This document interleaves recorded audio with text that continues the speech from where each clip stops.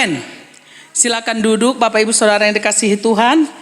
Tema firman Tuhan yang akan kita dengar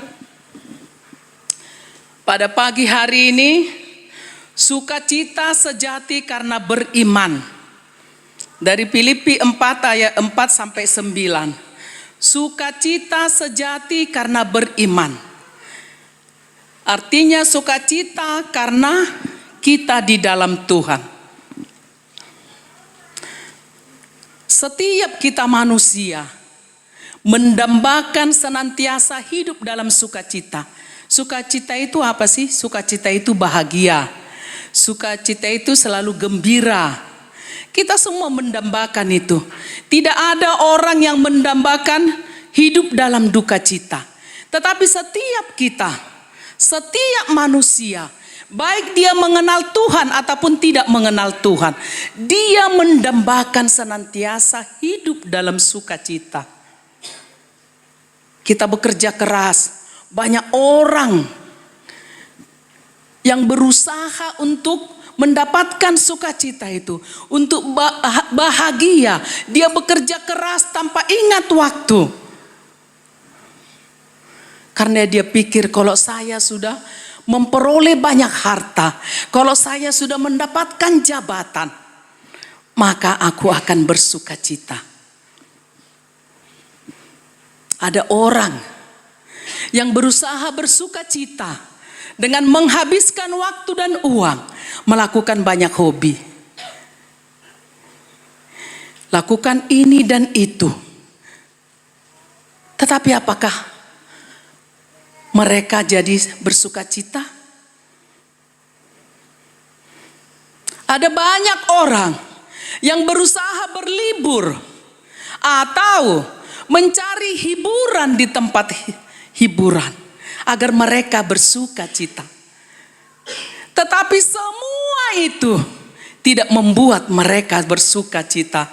Karena banyak orang kaya raya yang tinggi jabatannya, mereka depresi.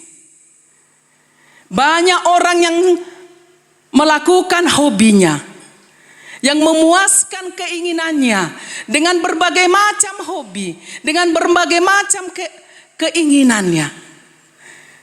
Berlibur banyak ke tempat hiburan, tetapi ternyata juga mereka tidak berbahagia. Karena pulang dari liburan sampai di rumah kembali masalah menguasai kehidupan manusia. Ternyata sukacita bukan ditentukan capaian kita dalam hidup. Sukacita sejati yang dari Tuhan, bukan dari hal-hal duniawi yang kita peroleh.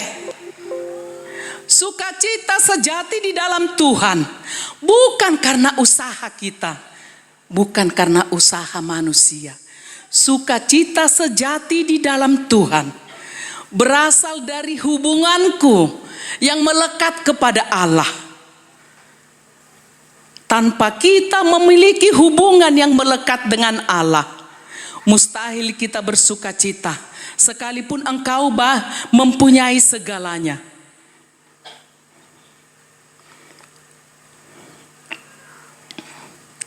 Mari kita baca Filipi 4 ayat 4 sampai 9.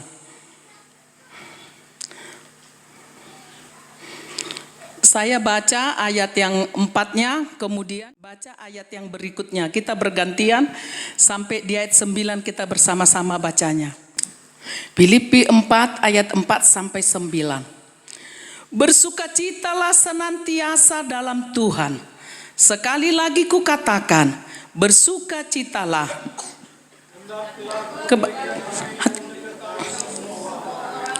Tuhan sudah dekat.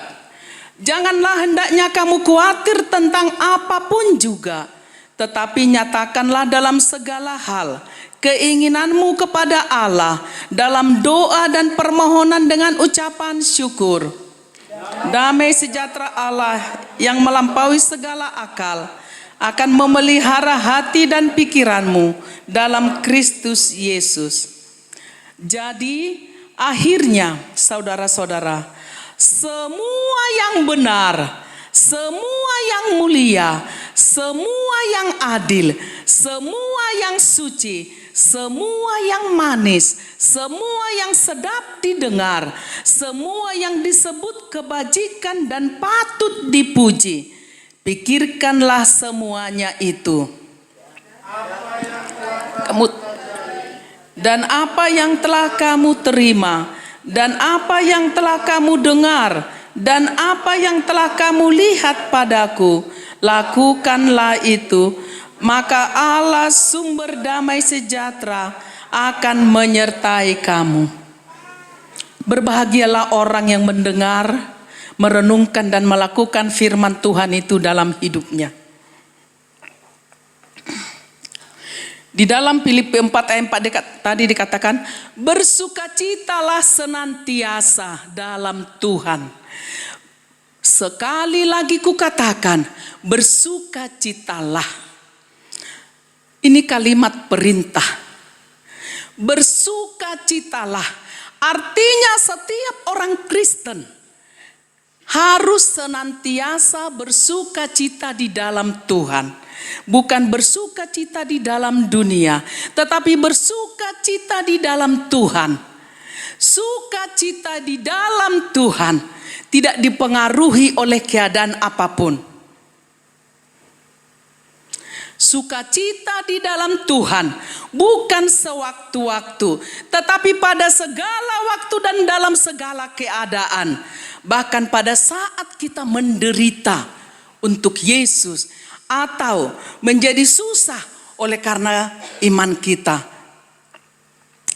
Di dalam menghadapi duka, di dalam menghadapi pergumulan, Allah mau setiap kita untuk bersukacita di dalam Tuhan. Kalau kita bersukacita karena kita memiliki segalanya, aku merindukan kehadiran anak. Anak belum kunjung ada dalam hidupku, sehingga aku tidak berhak bersukacita. Itu dunia. Jodoh. Padahal aku sudah lama doa untuk itu. Aku tidak mungkin berbahagia. Itu dunia. Aku sudah bekerja keras. Tetapi apa yang kudapatkan belum seperti yang kuinginkan. Tidak mungkin aku bersukacita. Itu dunia. Aku sakit. Aku lemah secara fisik. Tidak mungkin aku bahagia. Tidak mungkin aku bersukacita. Itu dunia. Tetapi engkau anak-anak Allah, keadaan apapun yang kau hadapi saat ini, Allah mengatakan kepada setiap kita, bersukacitalah senantiasa di dalam Dia. Sekali lagi kukatakan, bersukacitalah. Sukacita sejati karena beriman, tidak dipengaruhi situasi dan keadaan. Tidak dipengaruhi oleh kesulitan hidup yang kita hadapi. Tidak dipengaruhi oleh penderitaan atau kekurangan materi. Sukacita sejati bersumber dari pengharapan kita kepada Allah. Dari iman yang teguh kepada Kristus. Amin. Untuk itu lekatkan dirimu kepada Kristus. Fokuskan dirimu kepada Kristus. Pegang Dia. Peluk Dia. Dia akan memelukmu. Dia akan memberikan sukacita itu kepadamu. Amin. Yohanes 15 ayat 11 dikatakan seperti ini. Aku telah mengatakan semuanya ini kepadamu, supaya sukacitaku ada di dalam kamu, dan sukacitamu menjadi penuh. Sukacita sejati adalah anugerah yang diberikan Allah kepada mereka yang percaya kepadanya. Hanya orang Kristen, hanya anak Tuhan yang berhak untuk sukacita di dalam segala keadaan. Karena kita dianugerahkan oleh Dia. Kenapa kita bersukacita dalam segala keadaan? Karena pada Allah ada kecukupan yang dapat membuat kita bersuka cita dalam keadaan yang terburuk sekalipun yang kita hadapi dalam hidup. Kita akan belajar dampak dari sukacita karena beriman. Ayat 5. Hendaklah kebaikan hatimu diketahui semua orang. Tuhan sudah dekat. Hendaklah kebaikan hatimu diketahui semua orang. Tuhan sudah dekat. Jika kita senantiasa bersukacita di dalam Tuhan, maka sukacita kita akan disaksikan orang lain. Akan dinikmati orang lain. Bukan hanya kita yang menikmati sukacita itu, tapi orang-orang di sekitar kita juga akan menikmati. Tetapi kalau engkau tiap hari mengeluh, tiap hari engkau susah, tiap hari engkau murung, engkau susah untuk senyum, siapa yang bisa menikmati hidupmu? Tidak ada. Orang yang bersuka cita di dalam Tuhan akan mempengaruhi orang-orang di sekitarnya. Hendaklah kebaikan hatimu diketahui semua orang. Kebaikan hatimu dari bahasa Yunani epiekes. Beberapa penafsir memberikan arti seperti ini. Kecenderungan baik terhadap orang lain. Jadi kebaikan hatimu itu kecenderungan baik terhadap orang lain. Penyabar, peramah, memiliki roh yang lemah lembut, rela kehilangan hak. Artinya tidak suka ngotot. Sekalipun kita benar, rela kehilangan hak. Sekalipun kita tidak salah, tapi dipersalahkan. Kita rela kehilangan hak, asal damai sejahtera Allah ada. Tidak memaksakan caranya sendiri, tidak ngotot. Dapat diajak bertukar pikiran. Itulah kebaikan hati menurut beberapa penafsir. Matthew Henry mengatakan lebih lanjut, orang yang menjaga kebaikan hatinya harus menghindari sikap ingin benar sendiri dan sikap bermusuhan. Menilai satu sama lain berdasarkan kasih. Bapak ibu saudara yang dikasihi Tuhan. Ini yang harus kita perhatikan sebagai orang Kristen. Jangan ada kita yang tegar tengkuk. Jangan ada kita yang mau menang sendiri. Jangan ada di antara kita yang suka sikap bermusuhan. Dan menilai satu sama lain berdasarkan keinginan kita. Dia baik karena dia berbuat baik kepadaku. Dia jahat karena dia tidak mengikuti keinginanku. Engkau bukan orang Kristen ketika itu engkau katakan. Tetapi setiap orang Kristen, kita menilai satu sama lain berdasarkan kasih. Kita menilai seseorang berdasarkan kasih Kristus. Artinya saya mau menilai Pak Gembala ini menurut penilaian Kristus. Bukan karena dia menyenangkan hatiku, baru ku nilai dia baik. Bukan kalau dia menuruti setiap keinginanku, baru ku nilai dia baik. Ada orang yang mau berkorban habis-habisan buat orang yang hanya dia sukai. Tetapi dia akan pelit kepada orang yang tidak menguntungkan dia. Itu bukan Kristen. Itu orang di luar sana. Kekristenan tidak seperti itu. Engkau menilai satu sama lain dengan kasih. Amin. Memiliki sikap baik terhadap semua orang sangat dibutuhkan dalam membangun hubungan kita satu sama lain. Memiliki sikap baik terhadap semua orang sangat dibutuhkan dalam membangun hubungan kita sesama anggota keluarga. Memiliki sikap baik terhadap semua orang sangat dibutuhkan dalam membangun hubungan dengan sesama jemaat, dengan rekan kerja, dengan tetangga, dengan siapapun kita berinteraksi. Kita harus senantiasa memiliki sikap baik terhadap semua orang. Itu yang perintah Allah kepada kita. Kebaikan hati kita kepada semua orang menjadi bukti bahwa kita memiliki sukacita sejati di dalam Tuhan. Kita memiliki sukacita sejati karena beriman. Amin. Miliki kebaikan hati yang diketahui oleh semua orang. Yang kedua, dampak dari sukacita karena beriman. Hidup dalam damai sejahtera yang melampaui segala akal. Filipi 4 ayat 6 sampai 7. Ayat 6 saya bacakan. Janganlah hendaknya kamu khawatir tentang apapun juga. Tetapi nyatakanlah dalam segala hal keinginanmu kepada Allah dalam doa dan permohonan dengan ucapan syukur. Jangan khawatir, kata firman Tuhan, melainkan berdoa dengan syukur. Beriman kepada Tuhan berarti percaya bahwa Dia Allah memenuhi segala kebutuhanku. Itu arti beriman. Amin. Ketika kita berdoa dengan syukur, kita menunjukkan bahwa kita percaya kepada Dia, bahwa kita beriman kepada Dia. Doa yang diiringi dengan syukur membuka hati kita untuk menerima berkat-berkat Tuhan dan merasakan sukacita sejati karena iman. Kekhawatiran itu seringkali mencuri sukacita kita. Orang yang suka khawatir, orang yang suka ketakutan menghadapi hidup,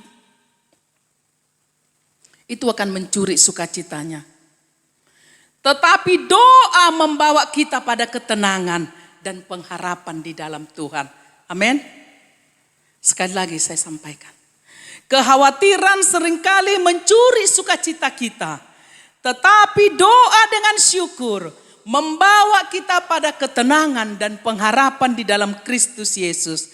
1 Petrus 5 ayat 7 dikatakan, serahkanlah segala kekhawatiranmu kepada Tuhan, sebab Ia yang memelihara kamu. Ini janji Tuhan. Janjinya ya dan amin dalam kehidupan kita semua. Amin. Tinggal kita percaya. Percaya kepada janji itu. Percaya kepada apa yang Dia katakan. Maka engkau akan memusatkan pikiranmu kepada Dia yang punya janji itu. Dia Allah. Dia Tuhan yang sanggup melakukan apapun yang tidak sanggup kita lakukan. Ketika kita berserah penuh kepada Allah, membawa segala sesuatu dalam doa dengan syukur kepada Dia, kita akan bebas dari rasa khawatir. Kita tidak hidup di dalam ketakutan. Kita tidak hidup di dalam kekhawatiran. Filipi 4 ayat 7 dikatakan seperti ini. Damai sejahtera Allah yang melampaui segala akal akan memelihara hati dan pikiranmu dalam Kristus Yesus. Damai sejahtera Allah yang melampaui segala akal itu. Ketika kita tidak khawatir, ketika kita berdoa dengan syukur, akan memelihara hati dan pikiranmu dalam Kristus Yesus. Penyerahan penuh hidup kita kepada Tuhan, membebaskan kita dari kekhawatiran. Dampaknya bahwa damai sejahtera Allah yang melampaui akal manusia akan memelihara hati dan pikiran kita. Amin. Damai sejahtera Allah adalah hadiah yang diberikan kepada kita melalui iman kepada Kristus. Itu milikmu. Damai sejahtera Allah itu milikmu.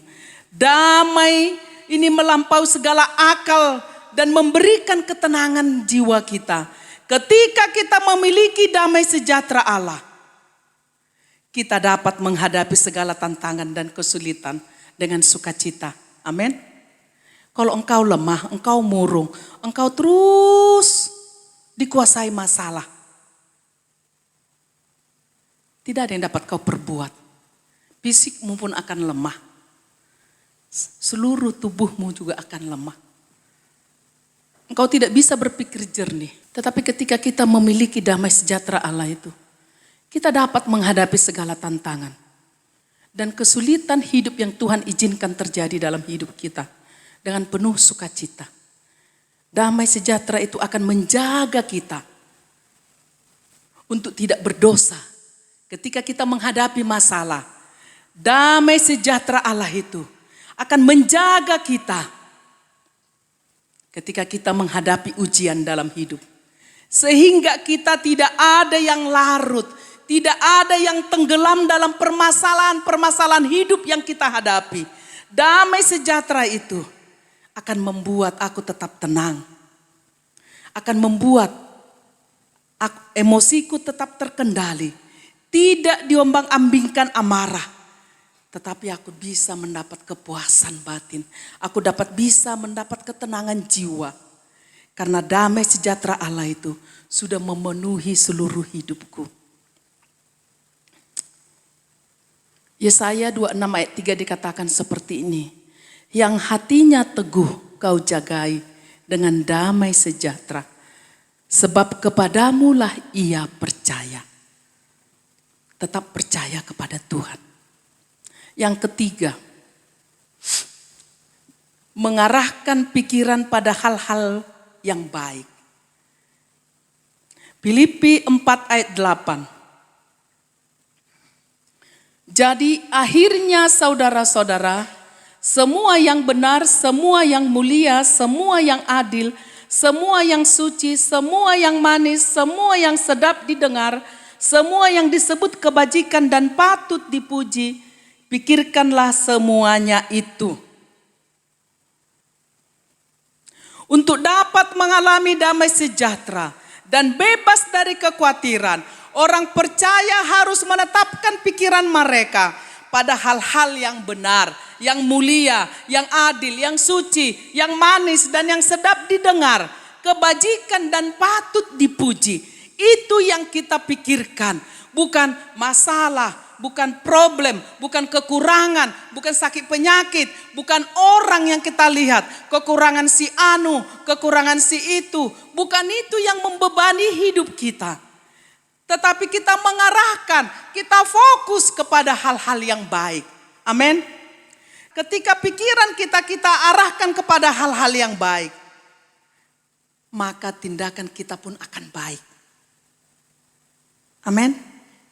Engkau tidak bisa melakukan hal-hal yang baik ketika pikiranmu yang tidak baik. Engkau akan banyak melakukan kesalahan. Ketika pikiranmu dikuasai oleh masalah, ketika pikiranmu berkecamuk hal-hal yang tidak baik. Kalau engkau isi semua di dalam pikiranmu, amarahmu, kebencianmu kepada orang, penyakitmu, apapun yang kau hadapi, kekuranganmu. Kalau itu yang membebani hidupmu,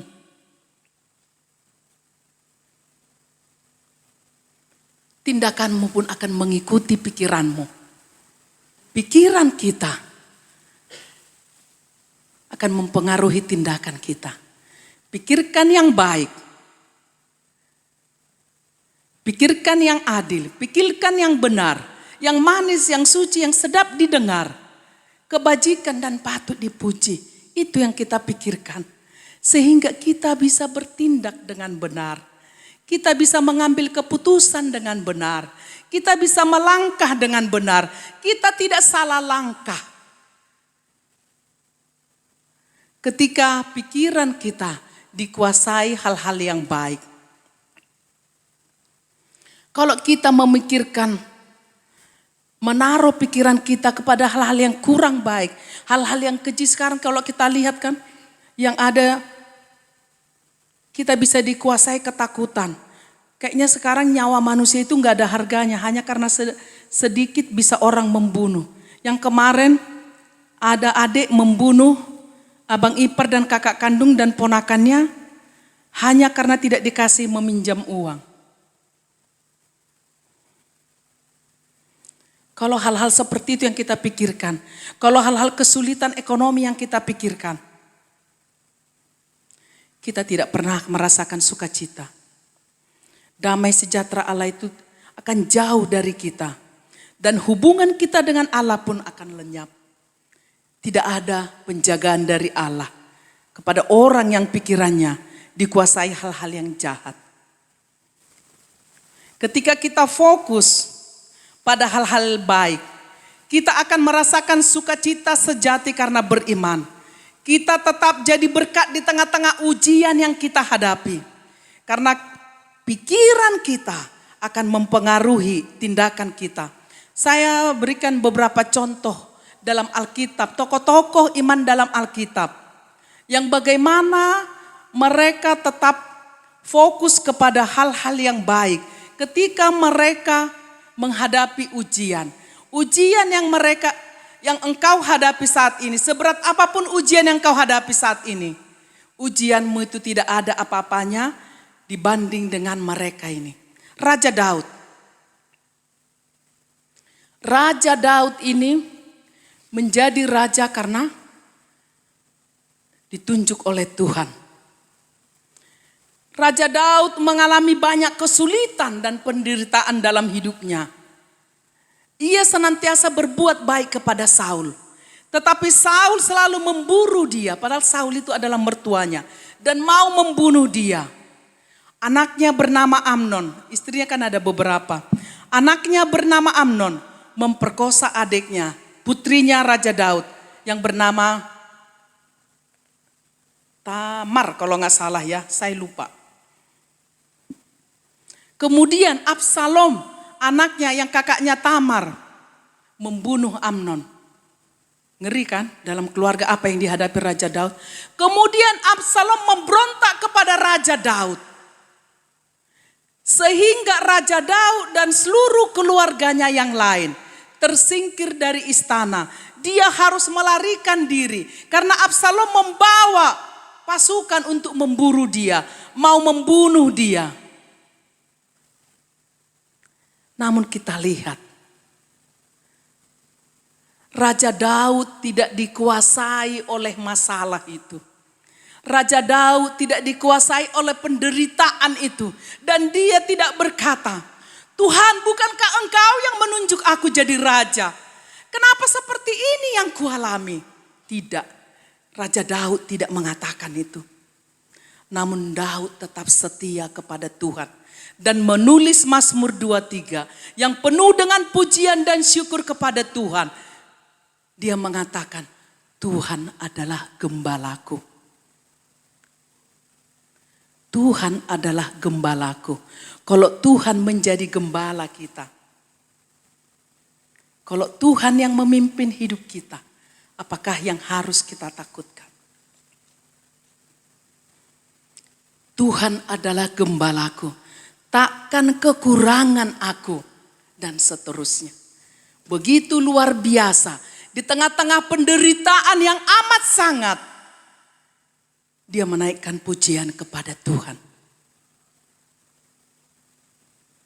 Sehingga bukan bohong Alkitab ini kalau mengatakan, engkau bisa bersuka cita, engkau bisa memiliki sukacita sejati. Ketika engkau tetap fokus kepada Tuhan. Siapa lagi yang mau kita lihat di Alkitab? Ayub. Kita yang di sini tidak ada yang seperti Ayub. Allah yang mengatakan, Ayub itu orang saleh, orang jujur, takut akan Allah dan menjauhi kejahatan. Tetapi Ayub menghadapi cobaan yang berat. Dalam satu hari, ia kehilangan seluruh hartanya. Alkitab mencatat,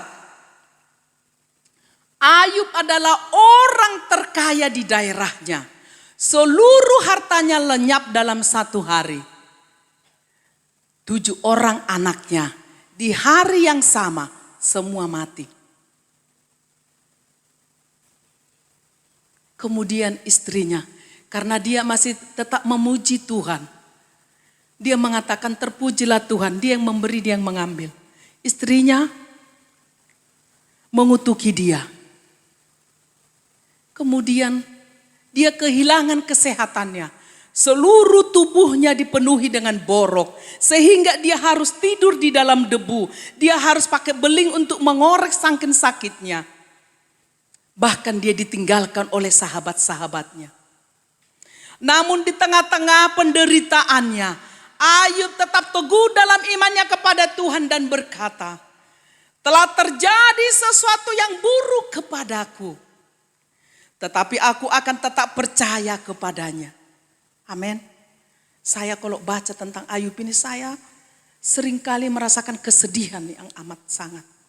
Saya membayangkan orang yang saleh ini mengalami penderitaan seperti itu. Bayangkan penuh borok seluruh tubuhnya. Dia tidak bisa di dalam rumah karena semua badannya. Tetapi dia mengatakan, telah terjadi sesuatu yang buruk kepadaku, tetapi aku akan tetap percaya kepadanya. Apapun yang kita alami dalam hidup.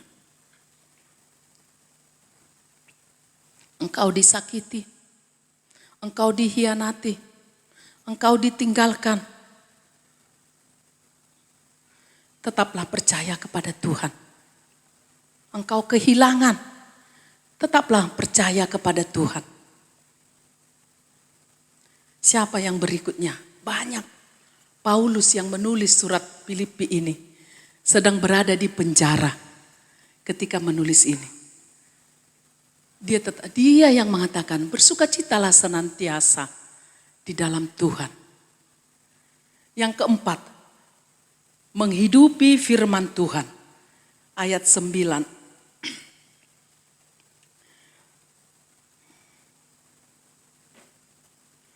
Dan apa yang telah kamu pelajari dan apa yang telah kamu terima dan apa yang telah kamu dengar dan apa yang telah kamu lihat padaku, lakukanlah itu. Maka Allah sumber damai sejahtera akan menyertai kamu. Apa yang kita dengar di tempat ini, jangan keluar dari kuping kiri, masuk dari kuping kiri, keluar dari kuping kanan. Tetapi lakukanlah itu, kata firman Tuhan. Sukacita sejati tidak ditemukan hanya dalam mendengar firman Tuhan. Tetapi ketika kita menghidupi firman Tuhan itu di dalam hidup kita, sukacita sejati akan membuat kita memiliki kemampuan untuk menerima dan merenungkan kebenaran firman Tuhan itu senantiasa. Itu perlunya kita memberikan hati kita ketika kita mendengar firman Tuhan. Itu perlunya kita baca firman Tuhan di dalam rumah. Tidak cukup hanya di tempat ini. Itu perlunya kita terus membangun persekutuan dengan Tuhan. Mendengarkan firman Tuhan. Serius memberikan hati kita. Membaca firman Tuhan di dalam rumah. Karena firman Tuhan itu akan memberikan arahan. Akan memberikan nasihat kepada kita. Akan memberikan penghiburan dan harapan bagi setiap orang yang percaya kepada Dia. Allah berjanji damai-Nya akan menyertai setiap orang yang melakukan firman-Nya. Penyertaan Allah adalah sumber sukacita terbesar dalam hidup kita. Amin. Penyertaan Allah, kehadiran Allah dalam hidup kita adalah sumber sukacita terbesar dalam hidup kita. Mari, berikanlah kesaksian tentang sukacita sejati yang kita alami karena beriman kepada Tuhan. Berikan kesaksian kepada orang-orang di sekitarmu. Sukacita sejati di dalam Tuhan yang kita dapatkan melalui hubungan kita yang intim dengan Tuhan. Bukan berdasarkan keadaan duniawi kita. Sehingga setiap kita orang Kristen dapat bersukacita di dalam Tuhan.